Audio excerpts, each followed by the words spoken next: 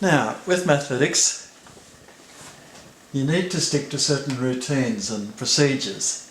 With level 5, we've got some fairly easy calculations to do, and I think most of you can do that type of thing. So we're going to move on to the more meaty levels, and we'll have a look at level 6.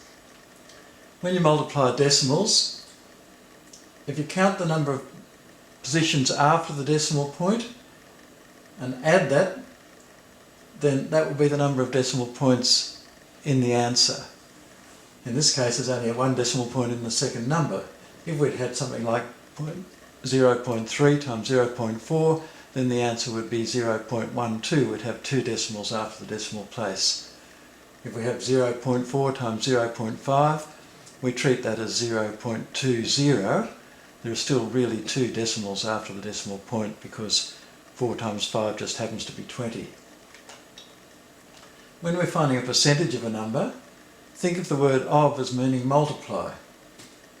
So we're multiplying 75 by 12, or we're finding, in this case, 3/4 of 12 because we know that 75% is 3/4, and so we have 9. But as a general thing with percentages, if you're asked to find, for example, 17% of 40 or something like that, you would need to multiply the 17 by the 40 and effectively you divide by 100. Well, you'd know the answer's going to be, less than 10 because 1/4 of 40, 25% would be 10. So it would be effectively 4 times 1.7. When we're converting centimetres to metres and this sort of thing, just think of centi as being 100 and metres as being the whole numbers and milli being 1,000. If you go from centi to milli, you're going by a factor of 10. That's one decimal place. Centimetres to metres, you're going 2 decimal places.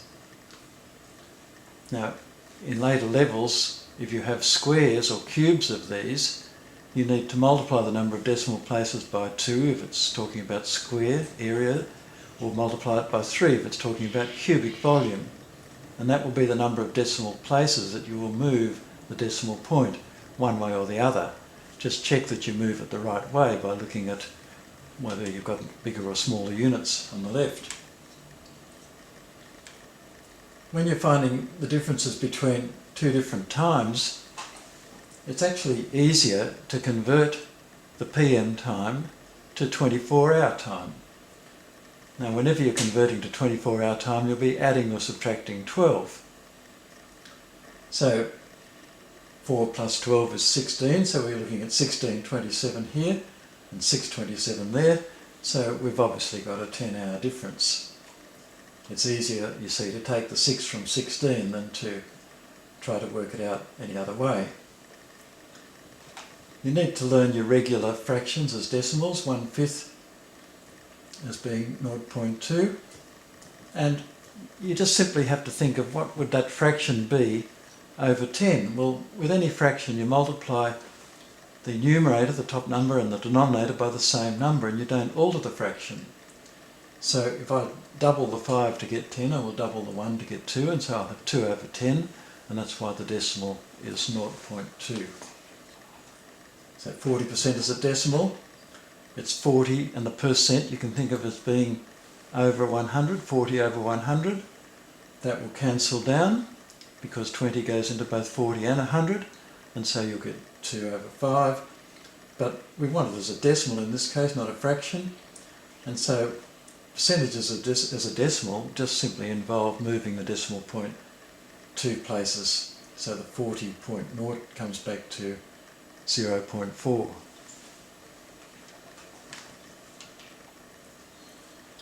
You'll get some sequences also in level 6.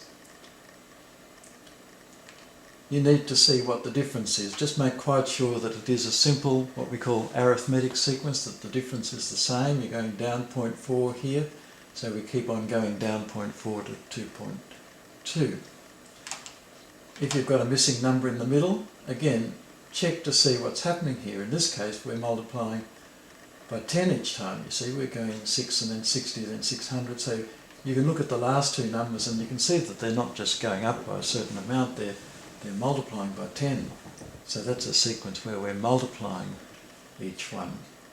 In other sequences, you may get what we call an arithmetic sequence where each number is going up by the same difference. In that case, and if you've got a number missing in the middle, you have to find the average of the other two numbers. And if you would just always apply the procedure that to find the average, you add the two numbers together and divide by 2 when there's only two numbers. If you want to find an average or a mean of more than two numbers, you have to add the numbers and divide by however many numbers there are. So the mean is the average, the median is the middle number, if you think of the m and the d in median, and think of m and d in middle, and the mode is the most frequently occurring number if you think of the mo in most and in mode. Let's have a look at level 7. Just always remember that a difference is just a matter of doing subtraction. When you get negative numbers, if you have an even number of negative numbers, that will be a positive answer. If you have an odd number of negative numbers multiplied together, like a cube, minus 4 cubed, you're going to have a negative answer. So you'll have 16 times 4, which is 64, but it will be negative. When you add negative numbers, you take them away, but if you take away a negative number, the two negatives effectively mean you get a positive, and so you would add it. So if you were taking away negative 5, you'd get that. If you're dividing, you're going to get 10 divided by negative 5, you're going to have a negative sign in the answer, and so negative 2. Remember that cubic centimetres are the same, or 1,000 cubic centimetres in a litre, so they're the same as millilitres. In this case you've got a factor of 3 involved, 3 decimal points. Always remember that with your order of operations to do the operation inside the brackets first. If there are no brackets, you do your multiplication and your divisions first, and then just think of those two as sort of separate numbers, and then just do the rest of the calculations with the plus and minus signs. With your quadrants, just think about your x and your y. Your x is positive to the right and your y is positive as you go up, so the first quadrant is the one over near like 1:30 on a clock, and everything is positive. When you go over to the second quadrant, your x has become negative, your first value has become negative, your y is still positive. When you go down to the third quadrant, down in the bottom left corner, everything's negative, and when you go over to the fourth quadrant, in the bottom right corner, your x is positive but your y is negative.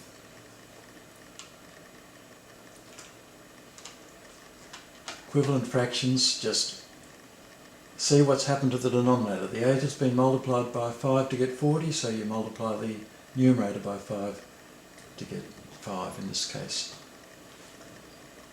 All of these are the same, just apply the same procedure. Look at what's actually happened with the numbers that you're given. The 5 has been doubled to get 10, so you have to ask yourself, what do I double to get 8? And that's obviously 4. When you're working out volumes of prisms, it's just a matter of multiplying the three things together. Look for anything that you can do easily. If you have bigger numbers, say you had 4 by 6 by 2, well, it's easier to do the 6 by 2 to get you 12 and then multiply by 4 to get 48.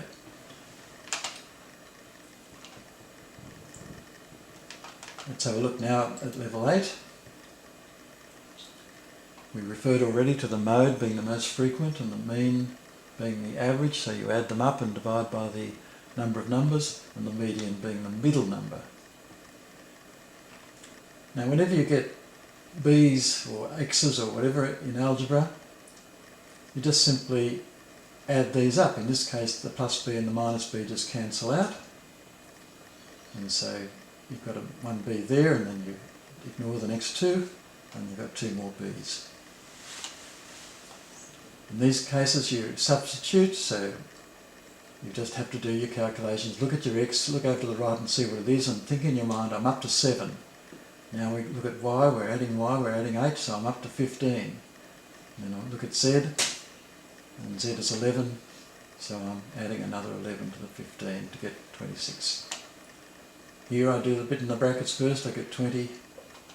Just always do the thing in the brackets. Here's a simple sequence. Now you can add your 8.3 and your 7.3 and you'll get 15.6 and take half of that. But sometimes you might find it easier to look at the difference. In this particular case you can see it's going down by 0.5 each time, so it's a pretty straightforward sort of sequence there, going down to 7.8. We've talked about this conversion of centimetres to millimetres. You've got going from centi being 100 to milli being 1,000. You've got one decimal place involved if there were no squares. But when we've got a square like this, it becomes 2 times that one, becomes 2 decimal places. Now of course the centimetres are smaller number of centimetres, so we move the decimal point back 2 places.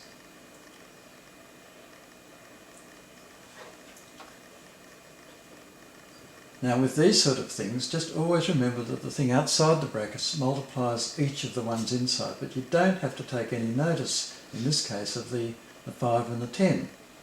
All you have to focus on is the first thing inside the brackets. The 7x is being multiplied by the question mark to get 14x. So the question mark is very clearly 2. You don't have to look at anything else there, you only have to look at the x's.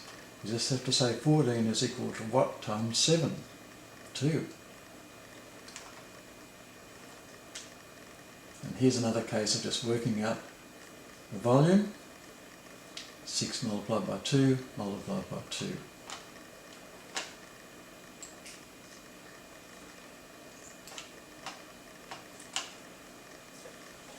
It's a good idea to learn and recognise all your squares. You'll know your squares from your tables up